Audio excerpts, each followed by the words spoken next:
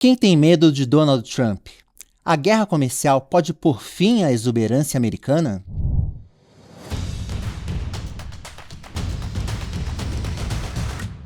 Salve pessoal, tá no ar mais uma edição do podcast Touros e Ursos. Eu sou o Vinícius Pinheiro e aqui de volta ao meu lado está a Júlia Vilchen, editora-chefe do Seu Dinheiro. Como é que tá, Júlia? Tudo bem? Você tem medo de Donald Trump? Olá, Vini, tudo bem? Olá a todos os que estão nos ouvindo, nos assistindo. Medo não, mas receio de qual vai ser a próxima que ele vai fazer ou falar, porque a gente tem que correr aqui atrás da notícia. Isso eu tenho. Tá certo. Bom, e o nosso convidado aqui, eu acredito que ele não tenha medo do Donald Trump também, é o Eric Hatsuka. Ele é diretor de investimento, CIO da Mirabeau Family Office. Como é que tá, Eric? Tudo bem? Tudo bem, Vinícius, tudo bem. Legal. Bom, antes de mais nada, apresenta aí pra gente a Mirabeau. É um family office, não é brasileiro pelo nome aqui? Sim. Mirabeau é uma gestora, é um family office, atende famílias de alta renda, é um wealth management, né? É subsidiário do banco suíço Mirabeau. O banco Mirabeau tem 200 anos de história, desde a fundação, está na 7ª geração familiar. A sede fica em Genebra e no Brasil a gente está desde 2020. Basicamente atendendo famílias. O banco é um banco de serviços, né? Então, apesar de ser um banco, ele é familiar, ele é um banco que não usa o balanço, então ele é um banco que atende as famílias de alta renda a investir o dinheiro delas, e é essa tecnologia, esse atendimento e esse serviço que o banco se propôs a trazer para o Brasil. Aqui como uma gestora que é uma estrutura mais light, né? Uhum. Ah, legal. Bom, uma visão internacional aqui que vai calhar bastante aqui para essa edição do podcast. Eu já peço para você que está acompanhando a gente para curtir esse episódio, compartilhem até chegar, quem sabe, no próprio Donald Trump, e aproveita para seguir aqui o canal do Seu Dinheiro. Nós já estamos aqui com 133 mil inscritos e a gente quer conquistar outras plaquinhas aqui do YouTube. E lembrando que todas as edições do podcast também estão disponíveis nos principais tocadores de áudio, incluindo o Spotify e o Apple Podcasts. Basta buscar por Seu Dinheiro lá na aba de podcasts e não na de músicas. Bom, mas vamos lá, né? Porque começar o programa de hoje aqui, porque está acontecendo um fenômeno interessante no mercado. Porque logo que o Trump foi confirmado como presidente dos Estados Unidos, houve uma euforia do mercado e dos ativos ali, principalmente os ativos americanos. A gente viu um rally ali das bolsas, em particular ali de algumas ações, incluindo ali as chamadas 7 magníficas. Mas depois que o Trump assumiu, esse sentimento se transformou. E a gente está vendo agora o mercado preocupado com as primeiras medidas do governo, e a gente está vendo isso se refletindo, é claro, nos preços. As bolsas americanas aí, do pico, elas acumulam uma queda ali, quando eu estou falando de bolsas, estou falando do S&P 500, acumulam uma queda da ordem de 10% desde as máximas. E, além disso, a gente está vendo um enfraquecimento do dólar em relação a outras moedas globalmente. Por outro lado, os mercados emergentes, que deveriam ser os mais afetados pelas políticas do Trump, a gente está vendo o oposto acontecendo, pelo menos nos mercados. E nisso a gente está vendo aí uma alta do Ibovespa e aqui um fortalecimento do real também em relação ao dólar. Então, Eric, eu já queria começar te perguntando o que está acontecendo, afinal de contas. Por que os investidores estão reagindo mal a esse começo de governo Trump? Sim. Acho que o mercado sofre de ansiedade, né? Então, esse Trump Trade, né, que são as ações que se beneficiam por serem de tecnologia, estão ligadas ao Trump, né? Muitos dos fundadores dessas empresas de tecnologia estão próximas do governo, o Elon Musk está no governo, e o Trump Trade no que era previsto originalmente, que é a inflação, as tarifas de importação vão aumentar o preço dos produtos importados, isso vai gerar inflação, que vai aumentar os juros, que deveria levar a um aumento de juros que valoriza o dólar. Tudo isso aconteceu em um mês, né, basicamente, desde a eleição do Trump até o fim do ano passado. Foi muito concentrado e o Trump Trade funcionou. Mas a partir exatamente da posse, né, no 20 de janeiro, começou a desarmar tudo. Acho que o mercado ele se antecipou, né? O mercado sempre vai um pouco mais rápido do que a economia real e colocou isso no preço muito rápido. Mas tem uma coisa que é diferente, e talvez é o que está fazendo a diferença agora, que é diferente em relação ao primeiro mandato do Trump, que é a retaliação, né? Você tem um nível de animosidade maior dos parceiros comerciais em retaliação aos Estados Unidos. No primeiro mandato, ele assumiu em 17 e só colocou a primeira tarifa em janeiro de 18. E ele estava tentando entender como a máquina funcionava, né, os números exatos. Então, Esse meio tempo meio que desarmou os espíritos, e aí as retaliações foram mais lentas e foram menos políticas e mais econômicas, vamos dizer assim. Porque agora a retaliação vem acompanhada de uma retórica política. E essa retaliação, ela virou a história do Trump Trade porque ela acaba levando a uma situação que, no limite, seria a retração no comércio mundial. Né? Então, o mundo deixaria de transacionar, de trocar, e aí a atividade econômica ia cair como um todo. E é meio que isso que entrou no preço. Né? Se você tem uma atividade mais fraca, você tem... o dólar cai, porque os Estados Unidos é quem mais se beneficia. As ações acabaram voltando também por conta de uma expectativa de uma atividade mais fraca. Tem gente falando assim em risco de... Você vê, a gente estava falando em risco de aumento de inflação e juros nos Estados Unidos. Tem gente pontuando que pode ter um risco de recessão. Né? A gente mesmo, a Casa Mirabeau, lá fora, a gente aumentou um pouco a probabilidade de um risco de recessão. Ainda é cenário menor, mas aumentou um pouco. O próprio Trump falou um pouco sobre isso. Obviamente ele não admitiu abertamente, mas ele até falou que isso poderia acontecer como parte da cura, né, da economia americana. E é interessante porque levaria a outra plataforma dele, que é manter o juro baixo, né? Porque se você tem recessão, o Fed ia ser obrigado a cortar juros, né? Ou manter o ritmo de corte de juros. Mas então a gente está vendo uma guerra comercial, dá para dizer que a gente está vendo uma guerra comercial mais acirrada do que foi no primeiro mandato do Trump, e você mesmo mencionou, né? A expectativa era de um dólar forte e uma inflação pressionada. Então vocês acham que essa guerra comercial pode acabar tendo o efeito oposto, um dólar mais fraco e uma inflação também mais branda, porque vai ter essa recessão? Sim. Eu acho, Júlia, que é tudo uma questão de o que Trump a gente está vendo? É o negociador, né, ou o político da campanha? Né, porque ele, no primeiro mandato, ele usou uma estratégia de negociação que é essa de colocar o bode na sala. Né? Você vai, entra com uma medida... A história das tarifas contra a China foi bem isso. Né? Ele colocou a tarifa em 100 bi, a China colocou em 100 bi, só que aí eles foram subindo, tem uma hora que 100 bi de bens importados. Né? Só que a China exportava 500 bi para os Estados Unidos, e os Estados Unidos 550, e os Estados Unidos exportavam 150 bi para a China.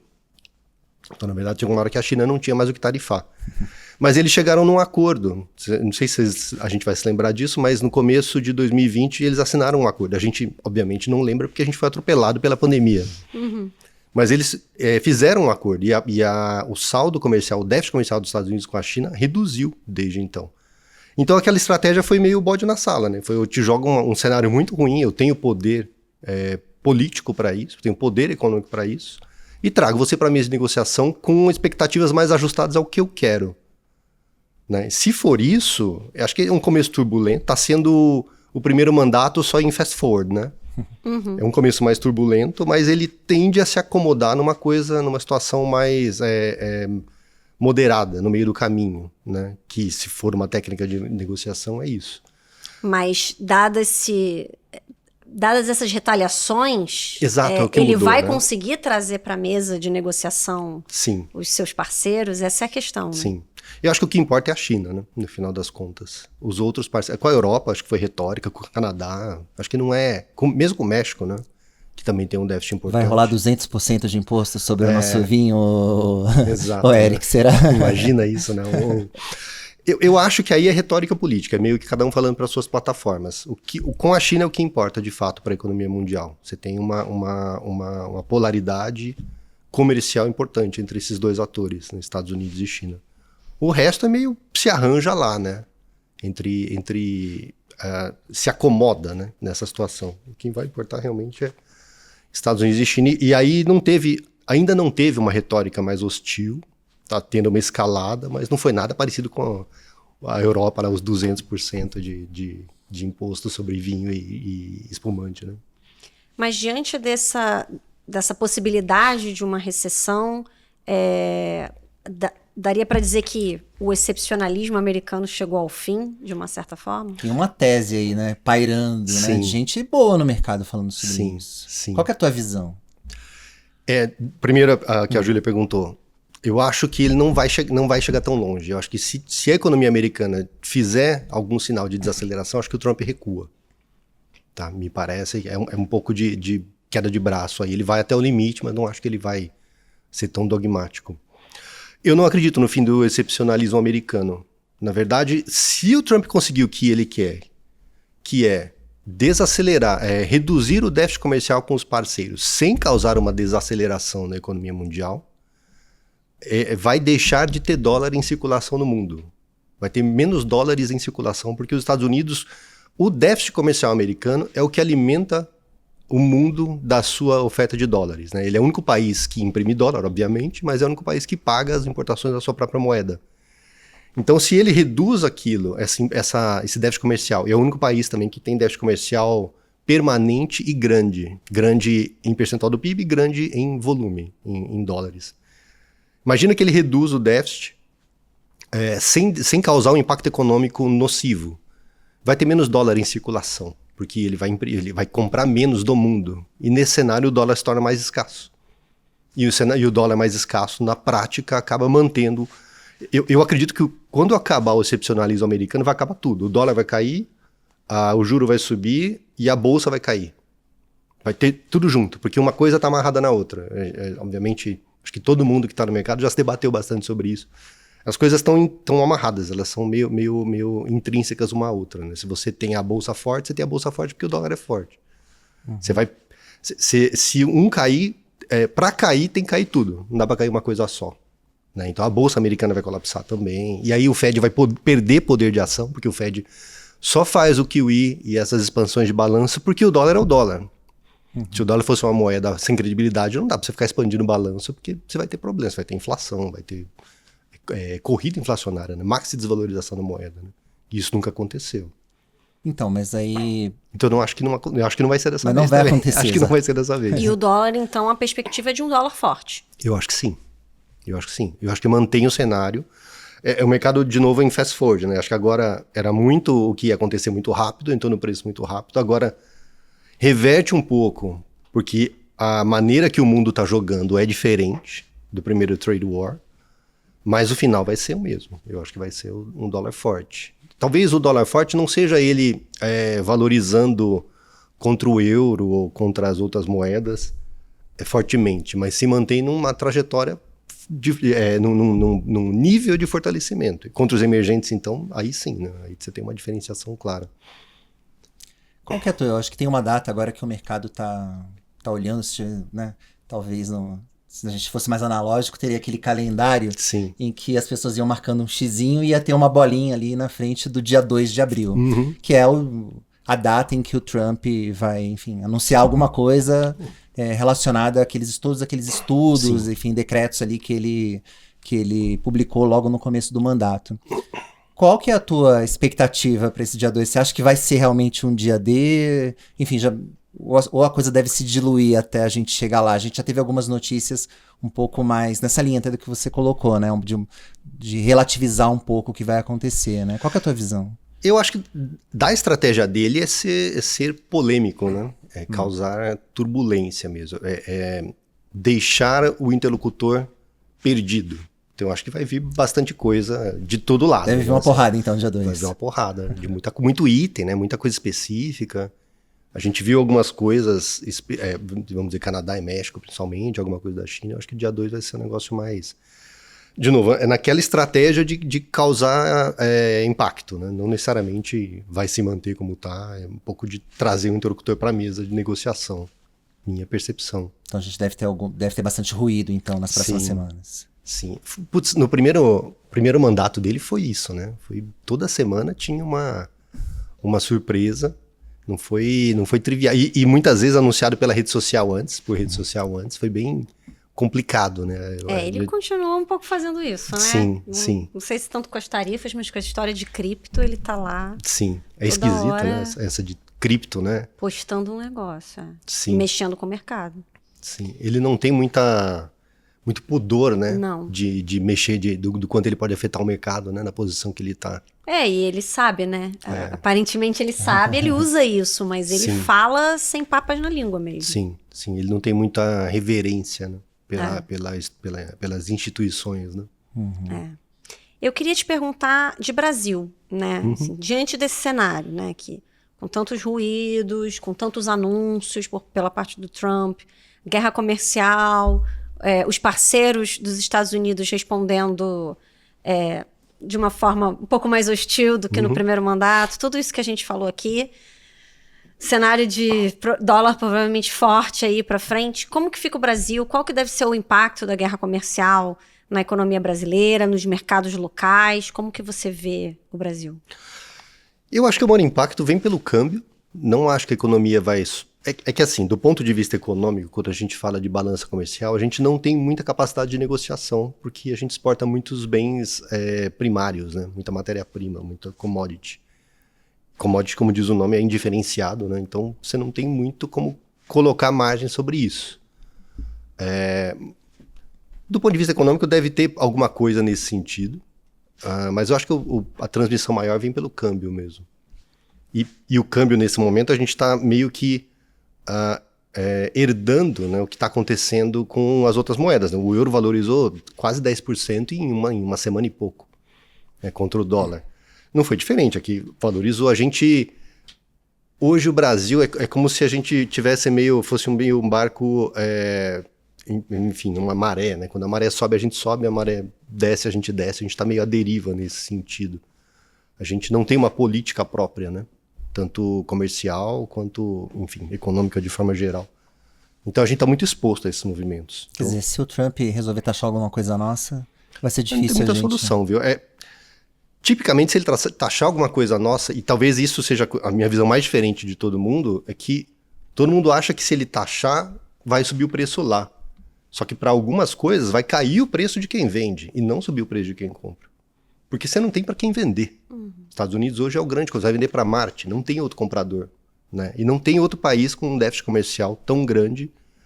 Então, se você só tem como vender para os Estados Unidos, e ele coloca um preço, você vai ser obrigado a baixar o seu preço, porque você não tem para quem vender, basicamente, né? Em economia, a gente chama de monopsônio, né? É quando o comprador tem poder de barganha.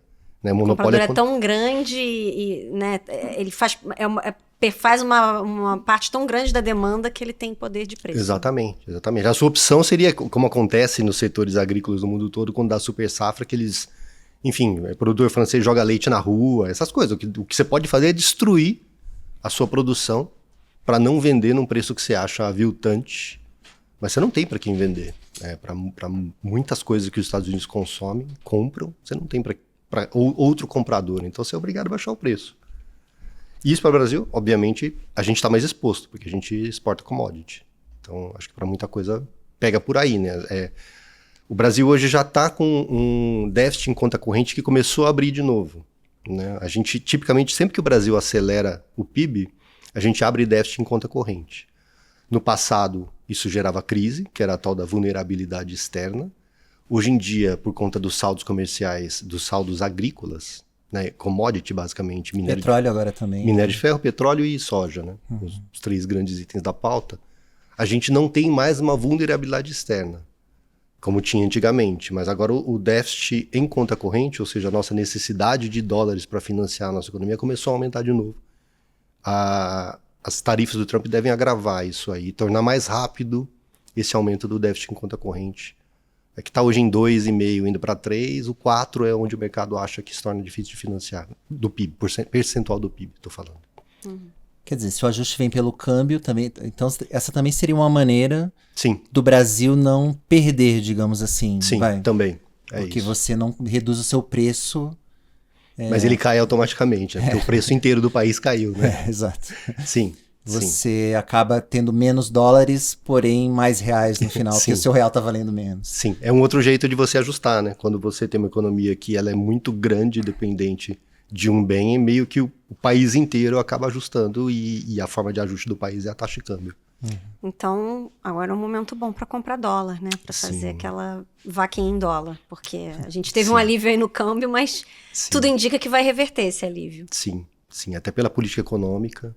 Vamos falar um pouquinho, então, sobre isso, porque eu acho que talvez para a gente fechar aqui o primeiro bloco, eu acho que a dúvida que as pessoas que estão acompanhando a gente deve estar exatamente nesse momento mas dito isso, como lucrar aí com essa guerra comercial, ou como se proteger, talvez. O que vocês estão indicando lá para os clientes de vocês É no Mirabeau, inclusive, que é no masculino aqui, eu falei feminino no começo do programa, então já peço. Tem uma tendência, né? O nome chama, né? Exato. O nome... Mas o que vocês estão falando para os clientes e que eventualmente pode ser, obviamente, tem cada carteira é uma carteira e tudo mais, tem as suas particularidades, mas de uma maneira geral, né, para as pessoas que estão acompanhando a gente, qual que é a linha mestra, assim, em relação a mercados como bolsa, dólar e renda fixa mesmo, assim, Brasil e lá fora? Aqui dentro do Brasil, a gente gosta muito dos ativos de inflação, NTN-B especificamente, até 2030. Curto prazo. Curto prazo, porque o que acontece? A gente entende que o Brasil está no meio de um desequilíbrio econômico, né? A gente está estimulando muita demanda via o fiscal do governo. Esse estímulo à demanda, a gente não tem oferta suficiente, porque a gente passou anos perseguindo os formadores de oferta, né? Empresários e todo o setor produtivo tem dificuldades, enfim, produzir no Brasil, ser empresário no Brasil é difícil, né? Então você não tem oferta suficiente. E aí se você pressiona a demanda, você acaba pressionando a inflação. É difícil você não bater na inflação. Você está em pleno emprego hoje no Brasil, a gente está com 6% de desemprego hoje, que é bastante baixo historicamente.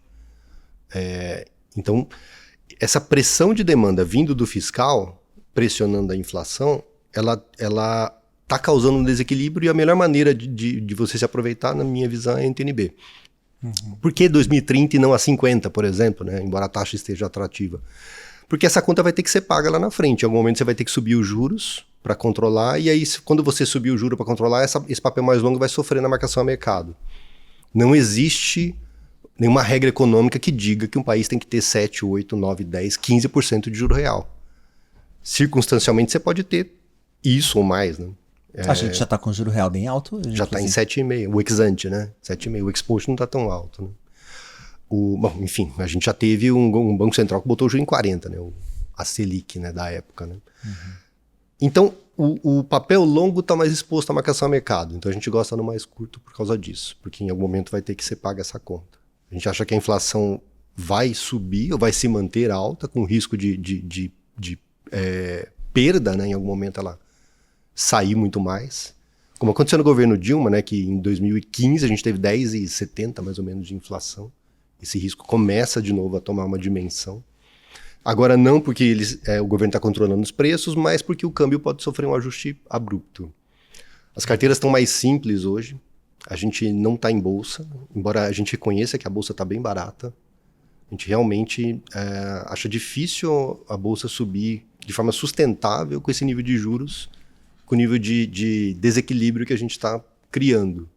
Então a gente está com uma carteira bem simples, que basicamente é pós-fixado isento, e NTN-B ou papéis de inflação isentos, muito de banco, né, principalmente, que te acha mais tranquilo, é mais líquido, né? Basicamente é isso. Para os clientes que têm um pouco mais de perfil e têm um patrimônio maior, a gente está comprando dólar, a gente está recomendando uma alocação estratégica, né? Não é trade, né? Assim, a gente entende que todo mundo que tem um estoque legal de capital tem que ter alguma coisa em dólar. Aí é muito particular de cada pessoa, se ela vai viver aqui ou qual é o perfil de gasto. Também não adianta você mandar para fora para depois ter que trazer para o uso diário, né? Então a gente está comprando dólar para alguns perfis em particular. Mas basicamente é isso, é NTN-B e posso fixar. Se eu tivesse um estoque de um dinheiro hoje que alguém me desse, eu ia colocar metade em CDI e metade em NTN-B em 2030. Mas e lá fora, essa queda da bolsa americana representa uma oportunidade na tua visão? Sim. O banco lá fora está otimista ainda, né? Com o mundo, com os Estados Unidos em particular, com renda fixa. Então assim, a gente tem um juro na renda fixa americana, renda fixa global de forma geral, dos desenvolvidos, que a gente não vê há, 12 anos, né? Desde 2008, basicamente. Então a gente está alongando prazos lá fora, a gente está, ao contrário daqui do Brasil que eu estou encurtando, eles estão alongando, e a gente está otimista com bolsa. Talvez, enfim, a questão das 7 magníficas é muito uma questão de risco, né? Você também não ficar correndo atrás só do que está subindo, mas tem que ter alguma coisa nas de tecnologia, onde está a inovação. Mas mesmo as dos outros setores estão com bons preços hoje, bons perfis. Então a gente está meio que na mesma lógica ainda, assim. Bolsa americana e renda fixa americana Mas Estados Unidos, isso é uma coisa que é interessante, assim, a gente faz alguns anos que o banco investe mais em ativos americanos, embora a gente tenha... Acho que uma coisa legal do banco estar na Suíça é que a gente consegue encontrar bons cases na Suíça e na Europa. Mas se você fala assim de cestas ou genérico, ou não quero pensar muito, quero comprar um ETF, aí é Estados Unidos. Bom, resumindo aqui a nossa conversa, você não tem medo de Donald Trump, então? Não, de maneira nenhuma. Ele vai causar bagunça, né? Nesse sentido, sim, né? Perder umas noites de sono, né? Isso sim, mas não acho que ele vai mudar o status quo, não. Na verdade, o status quo já mudou no primeiro mandato, né? Quando ele começa... Quando o Donald Trump vem no primeiro mandato e coloca o primeiro trade war, ele está encerrando um período de integração econômica e comércio liberal, sem barreiras, que começou, sei lá, desde a quebra de Bretton Woods, você vai quebrando as barreiras, mas a inserção da China na OMC é quando esse negócio deflagra de vez, né?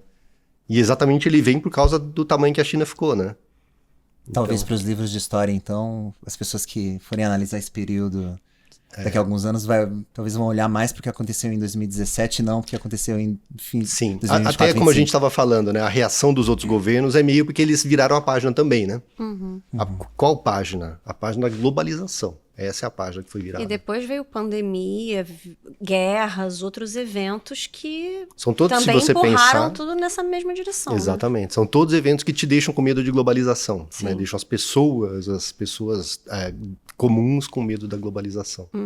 Ou porque antes ia perder emprego, depois porque, enfim, por causa de doenças, da sanitário. E agora é melhor não deixar nada muito longe, porque eu preciso ter acesso rápido às coisas. Exatamente. Esse período, que também eles chamam de grande moderação, né, os economistas, eu entendo que ele acabou lá, no primeiro mandato, em 17. Dali pra frente você tá entrando em alguma outra coisa que a gente nunca sabe direito o que é, né? Pois é, se vai ser bom, se vai ser ruim. Se vai ser também. bom, se vai ser ruim, né? Mas o auge acho que foi lá. Tá certo. Bom, acho que agora a gente pode passar para o segundo bloco do nosso programa, que batiza este podcast, que é o bloco dos touros e dos ursos. Os touros são aqueles que vivem um bom momento, que estão em alta, e os ursos são os que já tiveram dias melhores, podemos dizer assim. E hoje ele vai começar com você, porque o Eric estava pensando aqui... Ainda tô. Antes de começar o programa. Então eu vou começar com você aqui. Para quem você vai dar o seu... A gente sempre começa pelos ursos e termina com os touros. Então para quem você vai dar o seu urso, Júlia? Eu juro que não há implicância, mas eu escolhi como urso alguém que já foi urso na última edição do programa, né? Bicampeã. Exatamente, bicampeã de urso, né? Se é que dá para dizer isso. Eu escolhi como urso a Natura, mas não pelo mesmo motivo da semana passada, né? Enfim, a gente tinha...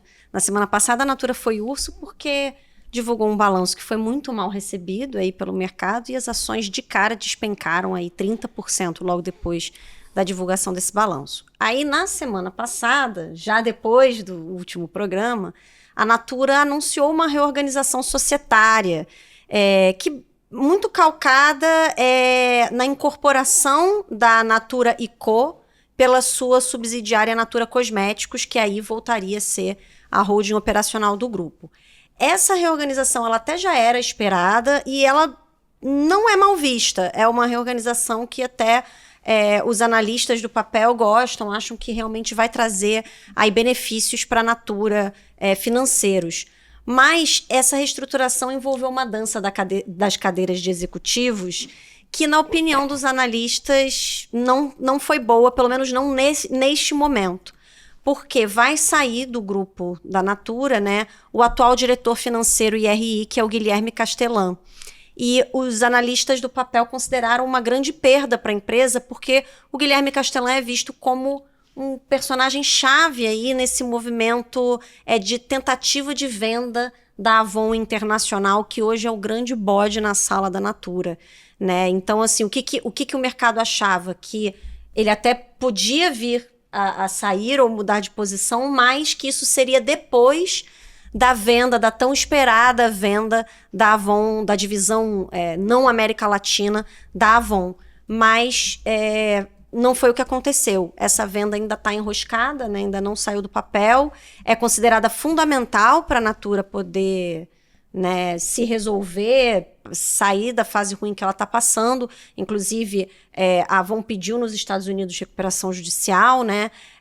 Mas essa saída dele já foi anunciada agora e toda uma mudança aí no conselho e de outros executivos do grupo.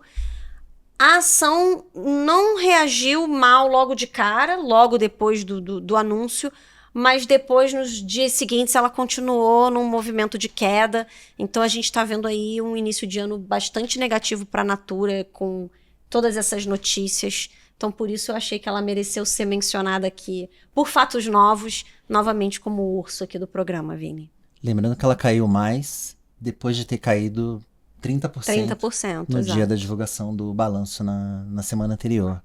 E para mim foi bem emblemático esse fim dessa holding Natura & Co, porque acho que realmente sela o fim do sonho grande da Natura, que era de virar uma marca global com múltiplas marcas embaixo do seu guarda-chuva, que já tinha se desfeito de outras marcas, né? Sim. Ela comprou e depois precisou se desfazer. Deu errado. Agora voltou a ser a Natura que a gente conhece, enfim, uma grande empresa e tudo mais, enfim, mas realmente acabou não dando certo essa tentativa de se tornar uma marca global. Vou falar o meu, Eric, antes de você. Vou deixar você pro final aqui dos ursos, então, porque o meu urso vai... Vou sair um pouco do mercado, mas acho que tem um interesse econômico também. O meu urso vai para a Turquia, mais precisamente ali para o governo do presidente Recep Tayyip Erdogan. O país está atravessando uma nova crise política depois da prisão do prefeito de Istambul, que é o Ekrem İmamoğlu. Ele é acusado de corrupção e auxílio a um grupo de terroristas. Só que, o detalhe, ele também é o principal adversário político do Erdogan.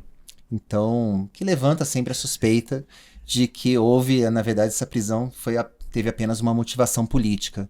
E a população da Turquia aparentemente teve esse mesmo diagnóstico, tanto que a prisão do prefeito de Istambul vem seguindo uma série de protestos no país, os maiores em uma década, que já levou à prisão de mais de 1.000 pessoas, incluindo jornalistas. Enfim, típico de um governo que não preza muito, né? Não preza muito pela democracia. E lembrando que essa crise também acontece num momento ruim econômico para a Turquia, já vem atravessando uma crise prolongada. Uma crise prolongada. Altos e baixos, mas lá, né? Sempre lá. Mas nos baixos, enfim. Eu lembro um dos clássicos foi quando ele nomeou o presidente do Banco Central. O Genro, enfim. Espetacular. Né? Agora até ele colocou uma pessoa correta no Banco Central lá, enfim. Mas o fato é que a inflação lá está escalando e pesa no bolso das pessoas. E as urnas comprovaram isso. O Erdogan o partido dele teve uma derrota grande nas eleições municipais lá que aconteceu no ano passado. Então, acho que vale a pena ficar de olho na Turquia, porque é um país que costuma, né, para os investidores internacionais, o Eric pode falar até melhor do que eu, Turquia, Brasil, costumam ser colocados ali nessa cesta de mercados emergentes. Sim. Então, o que acontece na Turquia, às vezes até, mesmo a gente não tendo nada a ver, acaba pegando também aqui no Brasil. Então, vale a pena ficar de olho. E aqui para o Erdogan e para a Turquia, então, que leva aqui o meu urso dessa edição. E agora é sua vez, Eric, não tem mais jeito. Para que você vai dar o seu urso? Como analista macro, né, que eu olho mais, e como brasileiro, o meu urso, assim, pensando friamente, é a política fiscal do governo, né? E com tudo que decorre dela, né? Então acaba pressionando a inflação e acaba pressionando a moeda. O real fica sempre sob risco, né? E por consequência a bolsa, assim, eu reconheço que a bolsa está barata, e eu sei que ela vai subir, mas ela sempre vai subir menos que as bolsas dos países envolvidos, especialmente a bolsa americana. Sempre a gente vai estar um degrau atrás. Então, se você tem, num mundo que tem mobilidade de capital, não faz muito sentido, né? Você está insistindo num país que não está funcionando, né, nesse sentido. Eu acho que, mas, de novo, é tudo decorrência da política fiscal do governo. Se você muda esse simples detalhe, você consegue todo um ciclo virtuoso na economia. Você faz parte do grupo, então, que acredita que o arcabouço não é suficiente para trazer uma estabilidade fiscal para o Brasil? Eu acho, por exemplo, esse orçamento que veio agora, eu acho que ele não está muito realista. Então, o arcabouço é suficiente. Qualquer lei é suficiente, qualquer regra é suficiente, mas desde que as pessoas, os políticos sigam. Se você for ver a Constituição americana, ela é enxuta e não tem problema. A nossa é gigante. Então, não é a regra em si, é usos e costumes, né? São instituições, vem antes das regras, né? Vem antes das leis. É realmente, enfim, valores, né? Você institui um arcabouço lá, e você de repente começa a passar umas coisas por debaixo da porta, né? Exatamente, exatamente. Como tá passando algumas coisas, né? Você tá carimbando despesas, né? O governo nesse momento tá carimbando alguns dinheiros para passar fora do arcabouço. E no final das contas, o único arcabouço que a gente devia ter, a única meta que a gente devia ter é o tamanho da dívida em relação ao PIB. Porque lá é inegável, é inequívoco. Se está subindo a dívida, você está fazendo alguma coisa errada. Se não está subindo a dívida, você está fazendo alguma coisa certa. Ah, mas os juros conta na dívida. No primeiro governo Lula, só para dizer que não é uma questão de governo, é uma questão de valores, de cabeça, né, de visão. Quando o Banco Central subia os juros, o governo aumentava o superávit primário, a meta do superávit primário. Porque ele sabia que com o juro estava maior, ele precisaria poupar um pouco mais do outro lado, para manter a dívida estável. E agora, desde o governo Dilma, que tá meio assim, né? É bem enxugar gelo. Um gasta e o outro sobe o juro para compensar e aí tira com uma mão e dá com a outra, né? É meio maluco, né? Não tem coordenação, né? Como a gente fala. A pessoa fala dessa figura do avião com 2 turbinas, cada um indo para uma Exatamente, é uma boa analogia também. É que nesse caso cai mesmo, né? Espero que não seja o nosso caso. Que a gente só consiga ter um voo bagunçado, mas chegue. Acho que típico do Brasil, né? A gente vai na turbulência, né? Exatamente. Bom, mas vamos virar o disco, vamos falar dos touros, vamos falar de coisa boa. Eu tô mudando toda a ordem aqui. Eu vou começar falando do meu touro. Depois eu vou passar pra você e vou terminar com você, Júlia. Embora os nossos touros sejam do ramo aqui, pelo que eu tô vendo. Exato. O meu vai pra JBS, a empresa, né, o grupo de alimentos aí, frigorífico, atingiu uma marca histórica na última sexta-feira, atingiu a cotação máxima na bolsa, valor de R$ 41,84. Hoje estava em queda, mas enfim, trajetória normal. E essa disparada dos últimos dias veio depois do anúncio de que os acionistas ali, a JF, a controladora ali dos irmãos Joesley e Wesley Batista, a JF entrou num acordo com a BNDESPAR para conseguir levar adiante a listagem da JBS lá nos Estados Unidos, né? Então hoje a JBS ela é listada aqui na B3, ela vai passar a ser listada lá em Nova York, vai ter uma dupla listagem na verdade, né? E vai trazer aqui os recibos de ações dos BDRs para o Brasil. Mas essa é uma etapa que o mercado considera fundamental para destravar valor para a empresa.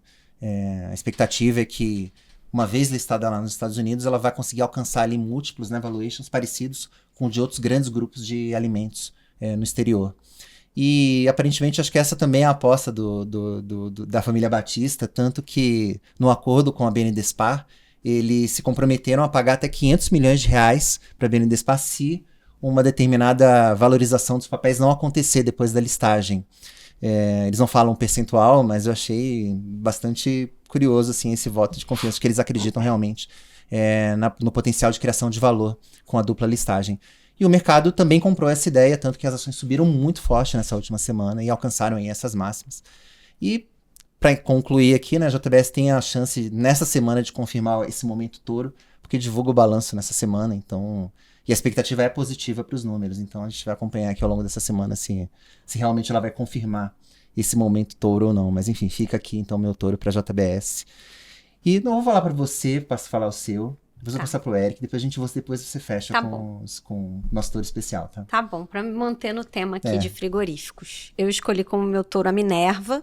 Não tem sido uma empresa tão benquista na bolsa quanto a JBS, mas ela se saiu bastante bem na última semana depois da divulgação do balanço do quarto trimestre, né, que subiu aí, as ações subiram mais de 10%, com um anúncio de que, assim, mesmo tendo prejuízo, né, a empresa reportou aí um prejuízo de 1,6 bilhão no trimestre, revertendo o lucro no mesmo período do ano anterior, né, e no acumulado do ano também mostrou um movimento semelhante, reversão de lucro em prejuízo bilionário, mas mesmo assim foi bem recebido o balanço, teve um EBITDA que se saiu bastante bem e superou bastante o consenso do mercado, e também porque houve uma leitura, né, por parte dos investidores e dos analistas de que a empresa conseguiu manter uma margem EBITDA positiva e uma geração de caixa operacional robusta, mesmo no trimestre que foi marcado pelo início da operação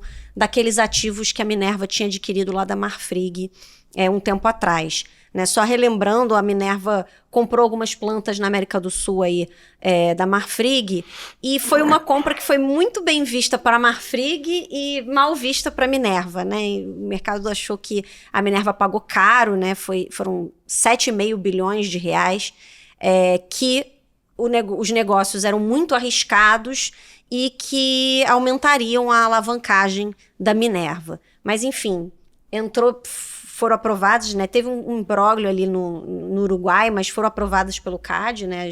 As compras de várias dessas plantas entraram em operação e foi uma coisa meio assim, não machucou o balanço tanto quanto a gente esperava, então foi bom. Mas a gente vê aí, por exemplo, ainda tem diversas instituições financeiras que recomendam compra de Minerva, né? O próprio BB Investimentos, que recebeu bem o balanço. E também os analistas relembraram que a questão da guerra comercial, né, para se manter aqui no tema do programa, a guerra comercial entre Estados Unidos e China podem acabar favorecendo a Minerva ir para frente, já que, enfim, as exportações brasileiras podem acabar entrando aí nesses espaços em que um gigante está tarifando o outro, fora que a China agora está vivendo um momento aí de muitos estímulos e tudo, então pode ser aí uma força compradora realmente para os produtos da Minerva. Então, por isso, pelo menos por esse resultado aí e esse alívio nas ações, a Minerva é o meu touro da semana, sem trocadilho, né? Carne, touro, enfim. Exatamente. Nossos touros aqui são do ramo. São do ramo, dos touros. Eric, para quem você vai mandar o seu touro? Falar de coisa boa é mais fácil. Né? É mais fácil, sim. O meu touro talvez seja mais para um ato, mas que leva a um ativo, que é internacionalização de investimentos. Eu acho que é uma coisa que o brasileiro faz pouco e é uma coisa que até para você acessar esses ativos internacionais que estão em dólar, e aí estou falando de país desenvolvido, dólares e euros, tem empresas boas, você precisa internacionalizar, né? Então eu acho que é uma coisa que tem que é um caminho natural, vamos dizer assim. Talvez deva acontecer mais, a gente tá passando por isso.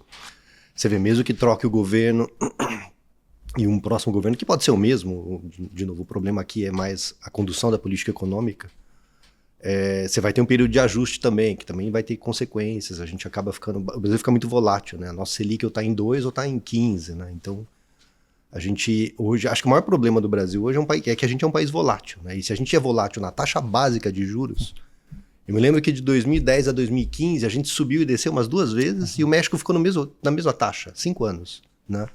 Se a gente é volátil na Selic, imagina no resto, né? Então, o internacionalizar é um jeito também de sair dessa especulação e entrar em ativos que realmente dão um retorno mais palpável, né? E não só de preço, né? Mas também de renda. É interessante você falar isso, valor.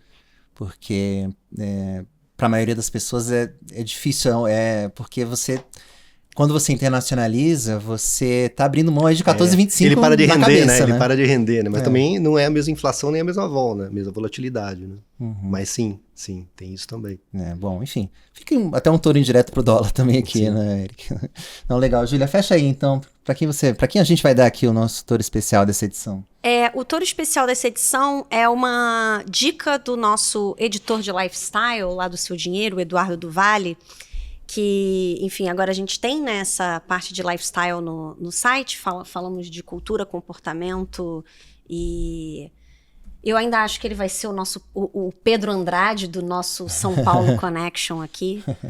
Não vai ter tanto glamour quanto o Pedro em Manhattan, mas enfim. A gente coloca no VT ele aqui. Exato. Mas ele deu essa dica da série Adolescência, da Netflix, que só nos primeiros 4 dias no streaming deu 24 milhões de visualizações na plataforma. É o que todo mundo tá falando no momento em matéria de séries de streamings. Eu ainda não assisti, então não vou comentar aqui com conhecimento de causa. Vou aqui passar o que eu pesquisei, o que eu conversei com o Edu, e que foram as dicas dele porque ele assistiu, né? Que é realmente uma série bastante impactante, que discute, ela parte, né, de um adolescente que é um tema bastante pesado, né, um adolescente que cometeu um assassinato na escola, matou uma colega de escola. O ator que faz esse adolescente, ele é um menino super novato aí, né, no ramo. Ele foi selecionado aí entre 500 meninos e ele rouba a cena completamente na série, né? Ele tinha de 14 para 15 anos quando a série foi gravada. O criador interpreta o pai dele, né? E o criador da série. E ele justamente criou essa série porque ele estava muito impressionado com o aumento do número de ataques violentos em escolas na Inglaterra. Então, ele decidiu escrever sobre essa questão, né, dessa violência nas escolas que passa muito por bullying e por influência da internet e das redes sociais em meninos. Né? Então, é um tema que está super atual, completamente dentro do espírito do tempo. Aborda a questão da cultura incel, né, que são na sigla em inglês, né, os celibatários involuntários, né, que é como se fosse um universo na internet, onde meninos e rapazes trocam experiências negativas de relacionamento, de experiências sociais e amorosas negativas, e eles se dizem celibatários involuntários porque justamente eles têm dificuldade nesse traquejo social, e muitas vezes esses ambientes se tornam ambientes de discursos radicalizados e de violência e tudo mais, e desses universos surgem jovens que praticam atos de violência, né? Então ele discute muito isso.